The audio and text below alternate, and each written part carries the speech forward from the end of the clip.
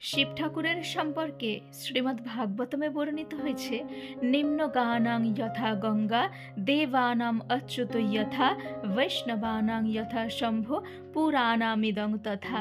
অর্থাৎ সকল নদীদের মধ্যে গঙ্গা নদী শ্রেষ্ঠা, সকল দেবতাদের মধ্যে অচ্যুত অর্থাৎ ভগবান শ্রীকৃষ্ণ তিনি শ্রেষ্ঠ, তিনি ভগবান।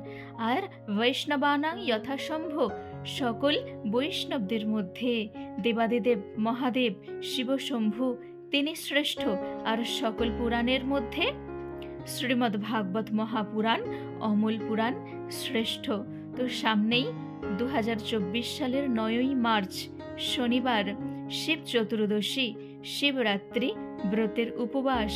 দেবাদিদেব মহাদেবের কৃপা লাভ করলে ভগবানকে সহজেই পাওয়া যাবে। কৃষ্ণ ভক্তি লাভের জন্য সবাই দেবাদিদেব মহাদেবকে সন্তুষ্ট করুন। হরে কৃষ্ণ।